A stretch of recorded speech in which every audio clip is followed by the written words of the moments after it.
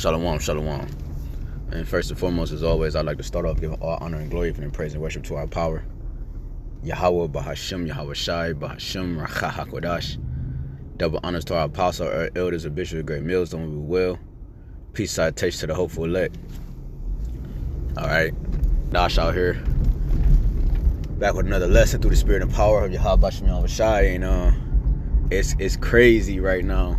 Earlier yesterday, or earlier today, and one of his recent lessons, and he had said in the dark, he was talking about, a man that can fight, yeah, he could knock a nigga out, but basically, like, when the darkness will expose his weakness, you see.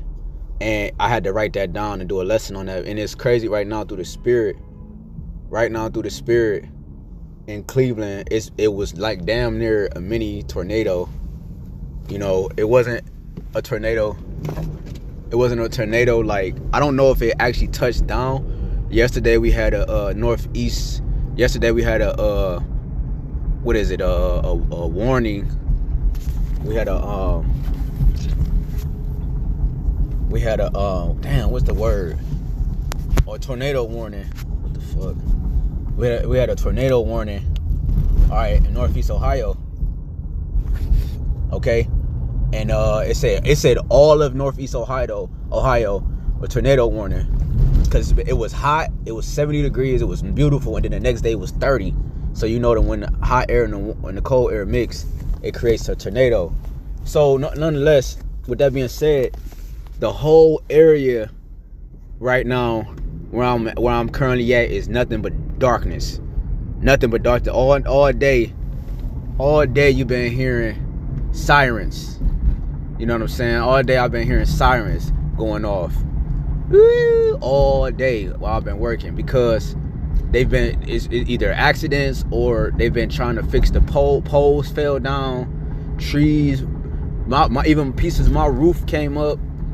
You know what I'm saying? People roofs came up. They was just a little what's the name on mine, but other people roofs flying in the air and shit. So that wind was that strong today, and it's gonna be like that again on Sunday. So it's crazy that this lesson is being presented right now, because right now the areas in what I just came from was nothing but darkness. I kid you not. It's like straight darkness. Like the whole area, like going for a long ass time. And that's what's coming to Babylon, man. That's a foreshadowing event, a shaking in darkness, man. A quaking in darkness, man. That's what's promised to this place. Thus said the Holy Bible. And we're okay with that. We're okay with that. So going to the title of the lesson, in darkness, in the darkness, it exposed your weakness. All right, in the darkness, it exposed your weaknesses, man. Okay, and that's why we have to rely on Yahweh Bahashim Yahweh Shai, because this darkness is going to be so great that it's going to put fear in man's heart. You understand? It's going to put fear in a man's heart. Okay? And what it say? I think that's it's in Joel as well. Hearts failing. Or Jeremiah. Okay, this is Luke 21 and 26. It says, let me start at all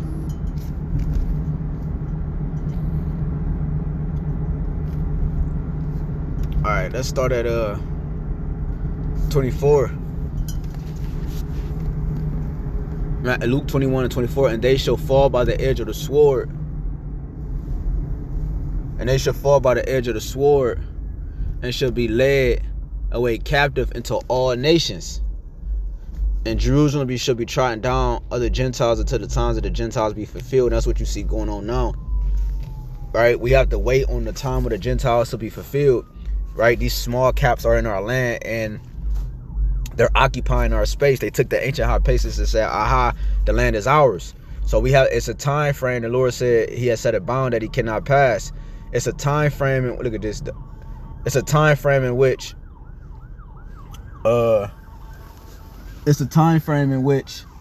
Babylon is to be ruled, right? Time and chance happening to them all. Okay, so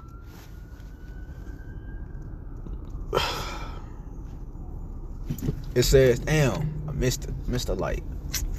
Fuck. It says,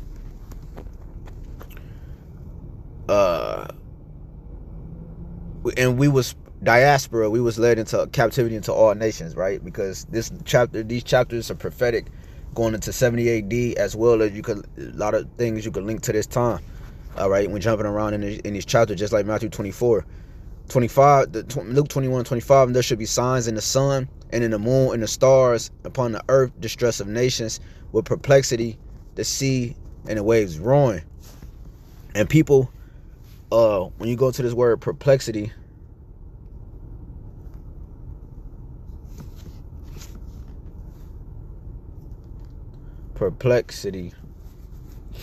it says bewilderment, doubt, uncertainty. People are having doubt, uncertainty about the very existence, right? Their very existence.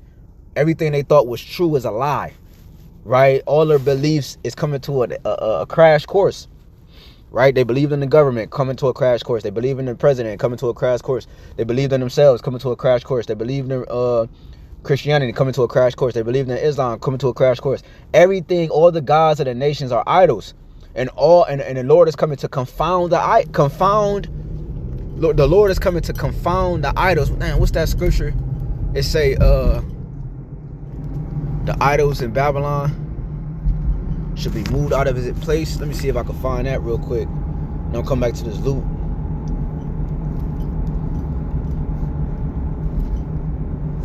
Is it Isaiah?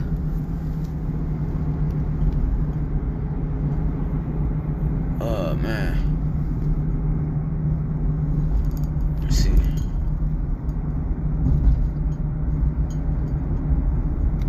Bear with me, because I gotta find that. Damn, it's a cop right there. Give me, hold up. The idols in Egypt.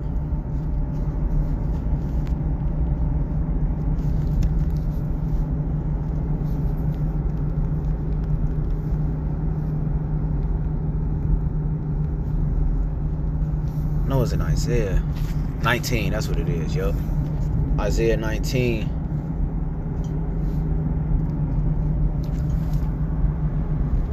It says, the Wadi Habashim al-Shai. This is Isaiah chapter 19. Ah, damn.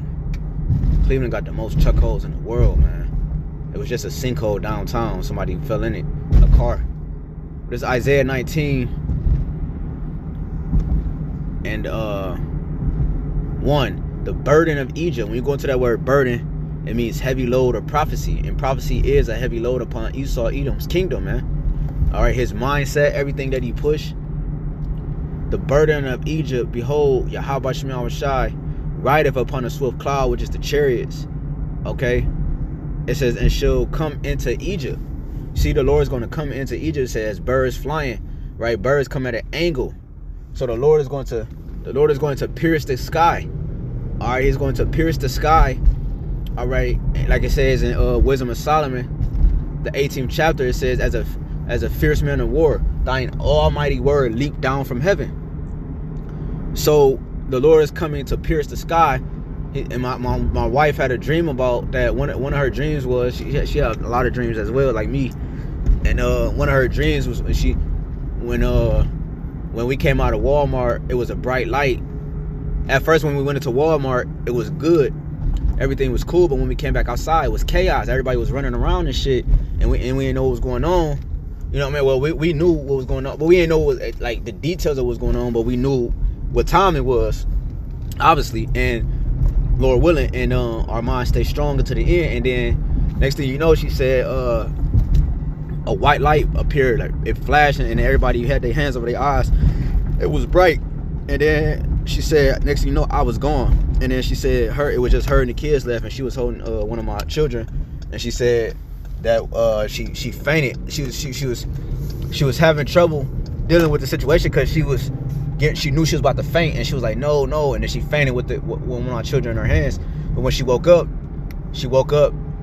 next to a bunch of women in line, and then a big gate opened up, and me and another couple brothers came out with afros and long beards, dressed in white, all right, to meet our brides, all right. And so and she said when the chariots came in before the bright light, she said she saw the chariots come down, and when the chariots came down, they came in order. You see, it was, she said it was the Father's ship, it was Yahweh's ship first, and then it was other ships on top of that. So it was the Father's ship that came down, one big gigantic ship, and then it was other smaller ships around it coming in after it. So Yahweh's ship entered the atmosphere first, and that's how it is. That's what generals do. Generals is in front of the army, and they lead their army. So Yahweh was leading the army into Babylon. It says, like it said, it shall come into Egypt. The Lord is going to come into Egypt, man. And the idols of Egypt shall be moved at his presence, and the heart of Egypt shall melt in the midst of it. See, the minds of the people are going to melt physically and spiritually. All right, it's starting now spiritually. Their minds is melting. What they thought was true is a lie.